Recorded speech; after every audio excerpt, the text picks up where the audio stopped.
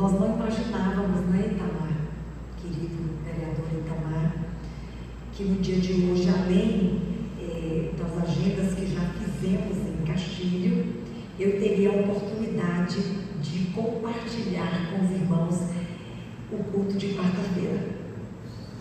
Mas eu estou grata ao Senhor, porque eu poderia estar na estrada agora, indo em direção a Fernandópolis, que é o meu próximo destino, mas decidimos ficar. Itamar providenciou para que eu pudesse, então, hoje, no culto de quarta-feira, abrir a palavra do Senhor e refletirmos juntos sobre aquilo que o Senhor deseja falar conosco nessa noite.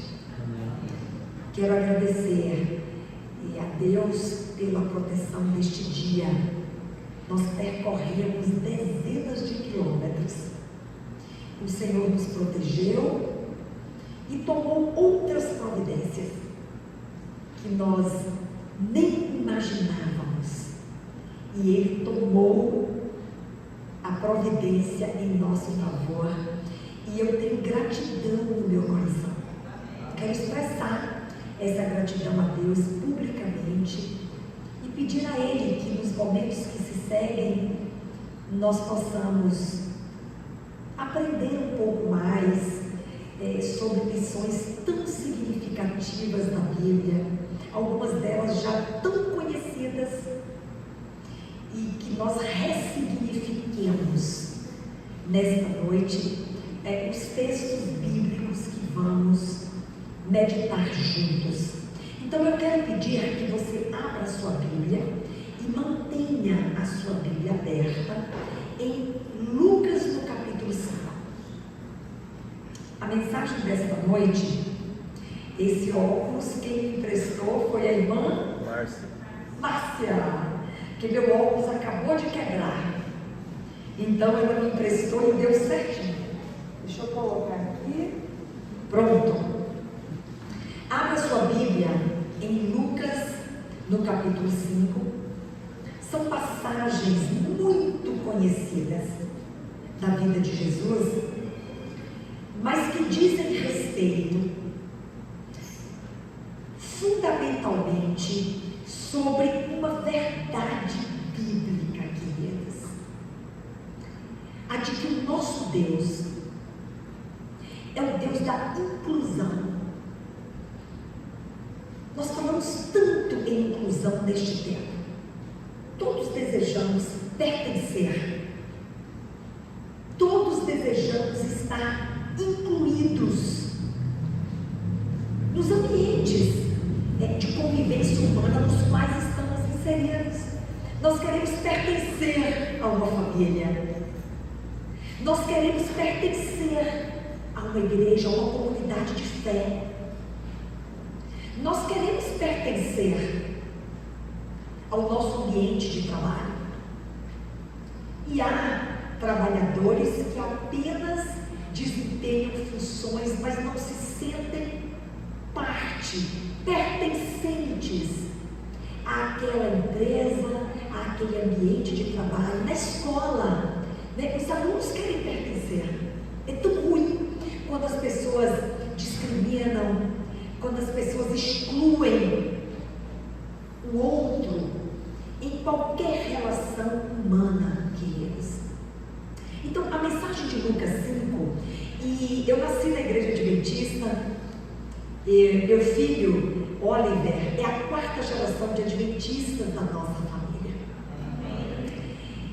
E quantas vezes na minha vida, não sei quantas vezes você leu a Bíblia, eu já li algumas, a Bíblia inteira, mas quantas vezes eu li a Lucas no capítulo 5, que traz algumas passagens da vida de Jesus. E foi num momento especial da história, na pandemia, e eu estava lendo os evangelhos, eu li Lucas capítulo 5 e chamou a minha atenção o modo com o qual todas as passagens da vida de Jesus neste capítulo se referem ao modo como Jesus se relacionava com as pessoas e o modo como ele se relacionava com as pessoas era com a finalidade única de incluí-las. Porque a exclusão não pertence ao modo como Jesus nos trata. O modo como Jesus nos trata está relacionado com a inclusão. Mas vamos à leitura bíblica. O versículo 1 do capítulo 5 inicia tratando de a pesca maravilhosa. Vocês conhecem essa história. Os discípulos pescaram a noite inteira, do versículo 1 ao versículo 16, vocês vão encontrar este relato. Os discípulos pescaram a noite inteira e não pegaram um único peixe. Frustrante. E cansados, extenuados, exaustos, eles então retornam à praia. E lá eles encontram quem, queridos? Jesus. E onde Jesus está, meus queridos irmãos, meu querido Itamar, onde Jesus está, existe inclusão. E Jesus disse aos discípulos: lancem novamente as redes. Eles lançaram. Está aqui no texto. Você pode conferir comigo. Lucas 5, nos versículos. O versículo 4.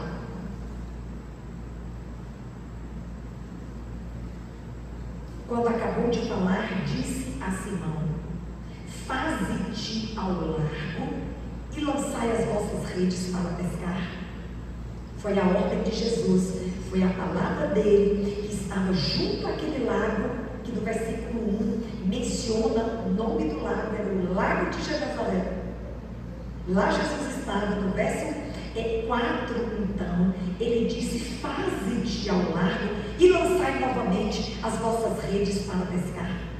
No verso 5, Simão Pedro responde: mestre, havendo trabalhado toda a noite, nada apanhamos, mas sob a tua palavra lançarei as redes.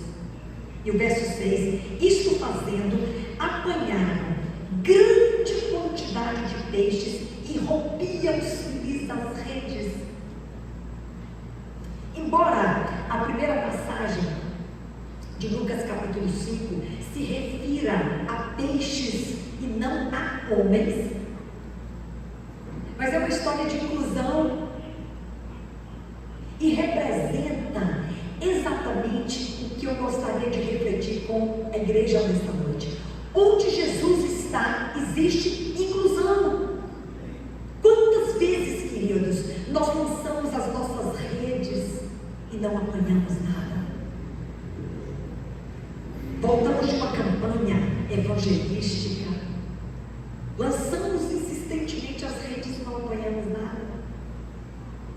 Mas o encontro com Jesus, naquele dia, depois de uma pesca frustrada, o encontro dos discípulos com Jesus significou inclusão, porque quando eles jogaram novamente as redes sob o comando do Senhor, elas vieram tão cheias, a Bíblia relata que estavam a ponto de rasgar-se. Algumas versões, como esta que eu li, de romper-se. Mas o que vem a seguir no capítulo 5 de Lucas é ainda mais impressionante. A partir do versículo 17 ao 26, a Bíblia relata a cura do paralítico de Cafarnaum. Quantas vezes nós já lemos essa história? Muitas vezes. Quem eram os paralíticos? Ainda hoje, as pessoas com deficiência, elas são altamente excluídas neste tempo. As políticas públicas de inclusão da pessoa com deficiência precisam ser permanentemente renovadas. Quantos de nós têm ouvido essa expressão? Políticas públicas de inclusão da pessoa com deficiência. Vocês imaginem o tempo de Jesus?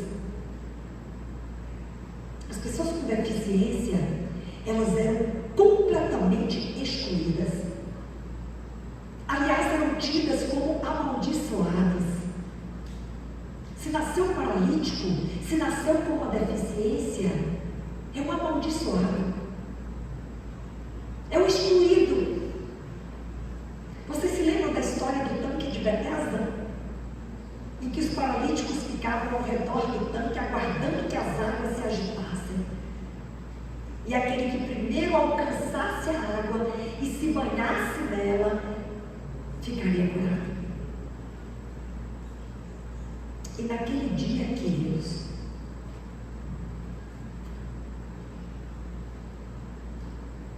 na cura do paralítico de Cafarnaum, não havia lugar para um paralítico naquela casa. O verso 17 diz: ora, aconteceu que num daqueles dias estava ele ensinando, e achavam-se ali assentados fariseus e mestres da lei, vindos de todas as aldeias da Galileia, da Judeia e de Jerusalém. E o poder do Senhor estava com ele para curar. Aquela casa estava repleta de pessoas importantes. Escribas, fariseus, mestres da lei, eram os santos homens de Deus. Mas não havia lugar para um paralítico, porque eram excluídos. E alguém fez a caridade. No verso seguinte, vocês conhecem a história. Alguém fez a caridade, abriu o telhado da casa, para que o paralítico fosse, então, depositado diante de Jesus. Na minha casa ninguém entra pelo telhado. Na de vocês entra? Quando alguém entra pelo telhado da casa da gente, é um problema, então. As pessoas entram pela porta, não é pela janela, muito menos pelo telhado. Geralmente, quando alguém entra pelo telhado da casa de outrem, não tem boas intenções. Mas naquela casa não houve lugar para um paralítico, porque era excluído. Mas diante do Senhor Jesus, o quanto somos colocados diante do Senhor Jesus, existe inclusão. E quando aquele paralítico foi depositado, foi colocado diante de Jesus, o que aconteceu, queridos? Lá no verso 20, vendo-lhes a fé, Jesus disse ao paralítico: homem, estão perdoados os teus pecados. E o verso 24, acompanhe comigo, 5:24. Mas para que saibais que o Filho do Homem tem poder sobre a terra e autoridade para perdoar pecados, ele disse ao paralítico: eu te ordeno, levanta-te, toma o teu leito e vai para a tua casa. Onde Jesus está, existe inclusão de pessoas. E aquele homem então foi novamente incluído. Agora ele podia andar, saltar, trabalhar, viver exatamente como os outros viviam, porque Jesus esteve com ele, porque ele esteve diante de Jesus. E onde Jesus está, existe o quê? Inclusão. Mas não para por aí. Nós vamos voltar a alguns versos do capítulo 5. Vamos ao verso 12. Do verso 12 ao verso 16, a Bíblia relata a cura de quê? De um leproso. De novo.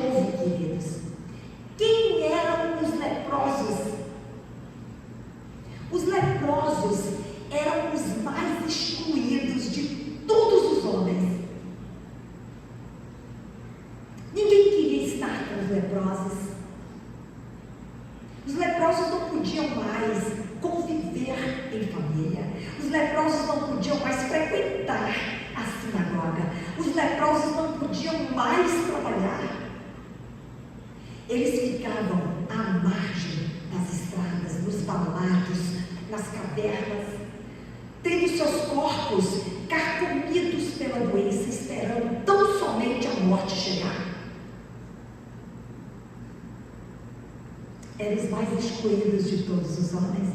E o capítulo 5 é extraordinário, porque do início ao fim, e em todas as passagens da vida de Jesus, nós vamos encontrar o modo como ele se relacionava com as pessoas. Ele viveu e ainda vive para incluir todos.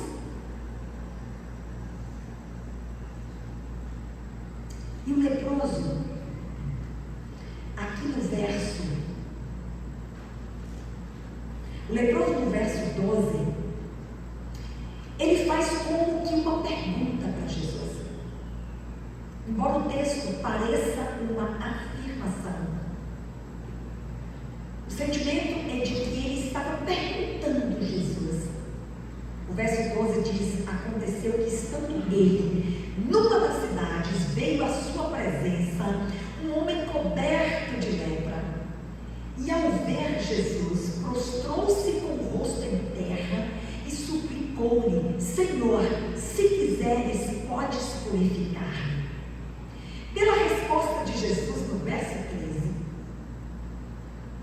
eu interpreto a fala do paralítico no verso 12 como se ele estivesse indagando Jesus: Senhor, o Senhor quer me purificar? O Senhor quer me limpar? O Senhor quer me curar? Porque a resposta de Jesus no verso 13, estendendo a sua mão, tocou-lhe e disse: eu quero. Fica limpo. E no mesmo instante, diz o verso 13, lhe desapareceu a lepra. Onde Jesus está, queridos, tem o quê? Inclusão. O leproso era o mais excluído de todos os homens. Ele não podia estar em lugar algum onde as pessoas estivessem. Mas quando ele esteve na presença do Senhor, e ele perguntou ao Senhor: o Senhor quer me incluir? O Senhor quer me purificar? E Jesus respondeu no verso 13: eu quero. Fica limpo. E a Bíblia fala que a lepra lhe desapareceu do corpo. E aquele homem foi novamente incluído na sociedade. Ele vivia à margem, excluído. Voltou certamente para sua casa, para sua família, para sua igreja, para suas atividades de trabalho. Porque o desejo do coração de Deus é que todos sejamos incluídos. A lição final, mas nós vamos ainda refletir em mais duas passagens da vida de Jesus, mas a lição final é de que o maior de todos os desejos do Senhor Jesus é que todos, indistintamente, sejamos incluídos no seu reino. Amém. E não para por aí, queridos. Dos versículos 27 ao versículo 28, apenas 2 versículos, apenas 2, do mesmo capítulo 5, e é uma sequência de experiências da vida de Jesus, que demonstra o desejo que ele tem de incluir pessoas, e é dessa forma que ele se relaciona conosco. Então, nos versos 27 e 28, é uma história bem interessante, embora curta, mas cheia de significado. Esses 2 versículos tratam da conversão de Levi e Mateus. Quem era Levi e Mateus? Qual era a atividade de Levi e Mateus? Cobrador de impostos. Mas os cobradores de impostos eram excluídos. Eles eram homens poderosos. Em geral,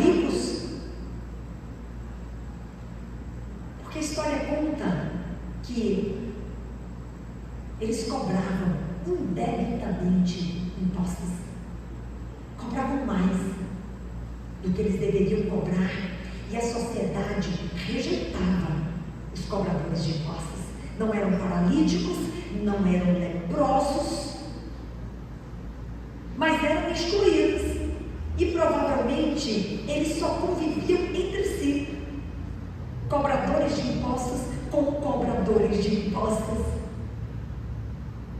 Itamar, eu fico imaginando que os santos homens jamais parariam na coletoria de impostos. Nós não podemos misturar com corruptos. Nós somos santos. Os cobradores de impostos são corruptos e, portanto, nós os excluímos do nosso meio. Mas Jesus parou na coletoria de impostos. E se Jesus parou na coletoria de impostos, Ele pode parar na minha casa e na sua casa também. Eu não sei o que Jesus conversou com Levi e Mateus, porque a Bíblia não conta. A Bíblia não conta. Ela apenas relata que Jesus parou na coletoria de impostos, mas eu imagino que ele disse algo tão poderoso para Levi e Mateus, que ele encerrou aquela conversa fazendo um convite. O que ele disse para Levi e Mateus? Segue. E sabe o que Levi e Mateus fez? Abandonou tudo, os futuros ganhos. Ele podia até ser mais rico do que ele já era, mas Jesus é tão inclusivo. O desejo de Jesus de nos incluir novamente é tão intenso, que mesmo que nós não saibamos o que Jesus falou, nós presumimos que a atitude dele diante de um excluído social foi amorosa, acolhedora, respeitosa, em tal medida que Levi e Mateus deixou tudo o que ele fazia para seguir Jesus, e ele foi incluído novamente na sociedade, mas especialmente a gente sabe que Levi e Mateus foi incluído no reino dos céus. Mas aí vem, para fecharmos, os versos seguintes, que concentram, queridos,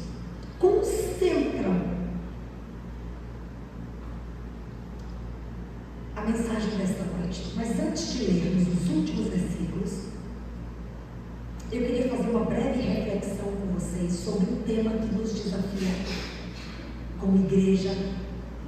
Vocês conhecem um pouquinho a minha história. Há mais de 20 anos eu tenho defendido o direito de liberdade religiosa.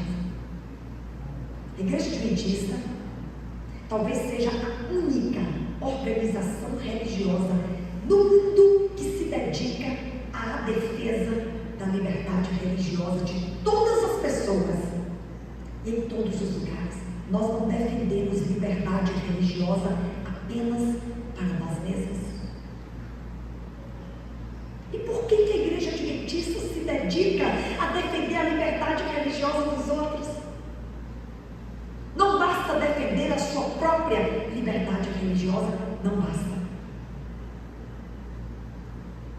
Por que nós como igreja, como organização, defendemos liberdade religiosa para todos? Por 3 razões principais, queridos. A primeira, porque nós cremos que o Senhor Deus nos criou e nos dotou do livre arbítrio. Nós somos livres para escolher. E nós cremos nesta verdade bíblica. Se não fosse assim, Adão e Eva não teriam feito a desastrosa escolha livre e desimpedida que eles fizeram. O Senhor Deus criou Adão e Eva. Ele falou: olha, vocês podem comer de todo o fruto que há neste jardim, mas do fruto desta árvore vocês não podem comer. E Adão e Eva escolheram comer. E eu pergunto para a igreja, mesmo sabendo das consequências da escolha que Adão e Eva fizeram, o Senhor Deus impediu Adão e Eva de fazerem aquela escolha? Impediram? Quero ouvir. Deus impediu que Adão e Eva fizessem a escolha de comer aquele fruto? Não, meus irmãos. Ele não impediu, porque Adão e Eva foram criados e dotados de uma faculdade que é exclusivamente humana, que é o livre-arbítrio. Essa é uma das razões pelas quais a Igreja Adventista defende liberdade religiosa para todos. Segunda razão, para sermos fiéis à história dos nossos pioneiros. Quantos morreram para que nós tivéssemos liberdade religiosa? E quantos ainda morrem perseguidos, impedidos de professar a sua fé em lugares do mundo onde não há liberdade religiosa alguma? Esta é a segunda razão pela qual a Igreja Adventista defende liberdade religiosa, para sermos fiéis à história dos nossos pioneiros. E terceiro, para cumprirmos a missão profética desta igreja. Eu quero ouvir a igreja agora. Qual é a nossa missão profética? Quem falou? Pregar o Evangelho. Esta é a missão profética desta igreja: pregar o Evangelho a todo mundo. Só então virá o quê? O fim. E para que nós preguemos este Evangelho do Reino a todo mundo, nós precisamos de quê, queridas? Liberdade religiosa. Não é possível pregarmos o Evangelho onde não há liberdade religiosa. Há lugares do mundo em que a Igreja Adventista não consegue penetrar. E ela precisa agir construindo centros de convivência, não igrejas. Porque não há liberdade religiosa alguma, e onde não há liberdade religiosa alguma, a igreja não consegue cumprir a sua missão profética. Por isso que, como igreja, nós defendemos intensamente liberdade religiosa para todos e em todos os lugares. Eu não criei as 3 razões que apresentei agora, elas estão no livro Fé e Liberdade, publicado pela Casa Publicadora Brasileira, de autoria do pastor John Grace, que foi líder mundial desta igreja de liberdade religiosa por mais de 20 anos. Mas vamos ao texto final, e aí vocês vão entender por que nós defendemos liberdade religiosa para todos. A partir do versículo 29. Qual é o título que está na sua Bíblia? Qual é o título? Jesus come com pecadores. Essa é a lição final do versículo do capítulo 5 de Lucas. Verso 29, então, lhe ofereceu Levi, o mesmo Levi Mateus, que foi incluído, lembra? Acabamos de ler. Então, lhe ofereceu Levi um grande banquete em sua casa, e numerosos publicanos e outros estavam com eles à mesa. Vamos lá, queridos, pensem comigo. Levi Mateus, aquele que foi incluído novamente pelo Senhor, que deixou tudo para seguir Jesus, ofereceu em sua própria casa um grande banquete para Jesus. E naquela grande mesa, que é que o verso 29 fala? Quem estava naquela grande mesa? Publicanos e outros. Quem eram os publicanos? Homens de segunda classe, Os santos homens de Deus consideravam os publicanos religiosos de segunda classe. Eles não queriam se misturar com publicanos. Mas o verso 29 diz mais, que sentados àquela mesma mesa com Jesus, estavam publicanos e outros. A palavra outros representa diversidade. Eu não sei quem são. Mas Jesus se sentou à mesa com todos. E aí o que diz o verso 30? Aquilo incomodou tanto Itamar, incomodou tanto os santos homens de Deus, que o verso 30 diz: os fariseus e os seus escribas murmuraram contra os discípulos de Jesus, perguntando: por que comeis e bebeis com publicanos e pecadores? Nós não. Nós somos os mais santos. Nós não nos misturamos. Nós excluímos esses pecadores. Nós excluímos esses publicanos, homens de segunda classe. Quem é esse Jesus? Quem que esse Jesus pensa que ele é? Que ele se mistura com esse tipo de gente? Que ele se senta na mesma mesa com pecadores? Com publicanos? E aí Jesus, nos versos seguintes 30 e 31, nos dá a grande lição desta noite, e com ela eu encerro. Versos 31 e 32. Respondeu-lhes Jesus: os sãos não precisam?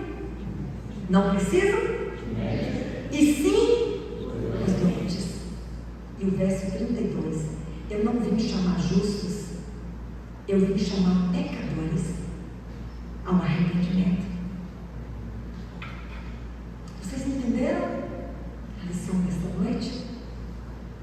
Nós estamos falando de inclusão de pessoas. O Senhor Jesus quer todos. Aquele sangue vertido na cruz do Calvário foi derramado por todos. E a prova inequívoca do que eu estou dizendo para vocês agora está no verso 31 e 32. Foi o próprio Jesus que disse: os sãos não precisam de médico, e sim os doentes. Eu não vim chamar justos, até porque, queridos, existe algum justo? O que a Bíblia fala? Não tem um justo sequer. Então todos precisam da graça do Senhor. Verso 32: eu não vim chamar justos, eu vim chamar pecadores ao arrependimento. Quem somos nós, queridos, para excluirmos pessoas? Quem somos nós para nos negarmos a nos misturarmos com as pessoas? Se o próprio Jesus se misturava com todos, esse era o método dele. Jesus se misturava com as pessoas. Jesus sentia compaixão por elas. Jesus lhes ministrava as necessidades. Só então ele dizia: segue-me. Que o Senhor nos inspire, que o Senhor nos habilite e que o Senhor nos ajude a respeitarmos todos, a nos misturarmos com todos, porque esse era o método de Jesus. O método de Jesus para salvar era o método da inclusão. Que nós participemos dos esforços, queridos, porque o Senhor está nos chamando, a mim e a você, para nós sermos sal da terra e luz do mundo. As donas de casa que estão aqui, experimenta pegar o sal, jogar na comida e não misturar. Experimenta. Joga o sal e não mistura. Vai servir para alguma coisa o sal que não é misturado? Não serve para nada. Jesus disse: vós sois o sal da terra. Para que o sal realmente dê sabor, ele precisa ser misturado. Vós sois o sal da terra. E ele disse mais: vós sois a luz do mundo. Uma luz escondida debaixo do velador não serve para nada. A luz precisa estar no meio, brilhando, iluminando, influenciando Itamar. Vocês entenderam o que nós falamos nesta noite? Eu rogo aos céus que essa mensagem ela possa ficar bem gravadinha no nosso coração, no meu e no seu. E que o Senhor nos use para sermos instrumentos potentes, participando dos esforços que Jesus tem feito para incluir todas as pessoas no seu reino. Que Deus nos abençoe nesta noite, meus irmãos. É o meu sincero desejo. Amém. Amém.